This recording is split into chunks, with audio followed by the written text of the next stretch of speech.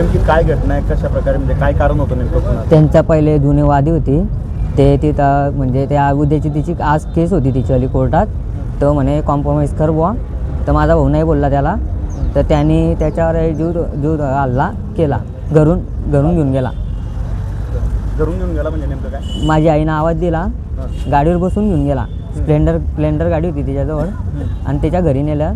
त्याच्या घरी तिची आई पण होती आणि तिची बाई पण होती, दोन ड्रिंक केलेली होती त्यांनी. आणि तिची बाई आणि तिची आई तिचंच होते घरामध्ये. त्याच्या बाईनं बी ओढलं म्हणे त्याला. ते आजूबाजूचे लोक ते आता काही त्यांना घाबरून सांगता नाही आहे, कारण की तो दरवेळेस तसंच करतो. कशाने मारलंय नेमकं? ते चापरने मारलं आहे त्यांनी. त्याच्याकडे चापर हमेशा राहतात.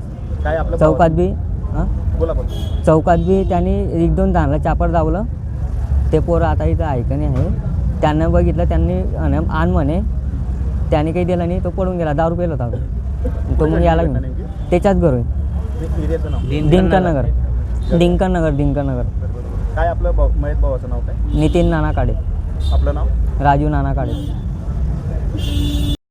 पैसे घेऊ कोणाला? शामसून काय ते हां आरोपीला. माझ्या भावाला मारलं, त्या टायमाला केस झाली, सगळं झालं आणि त्याला लगेच 2 दिवसामध्ये सोडून दिलं. कोणाला पण नाव काय? माझ्या भाऊचं का नाव का आरोपीचं ना? श्याम सुरेंशी. हो, त्याला सोडून दिलं.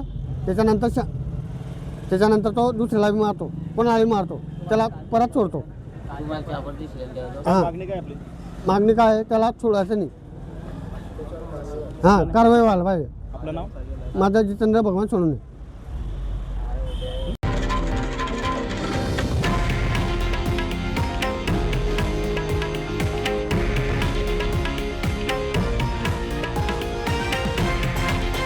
हे आहे देशातील नंबर 1 न्यूज नेटवर्क आणि आपण पाहत आहात TV9 मराठी, एकमेव.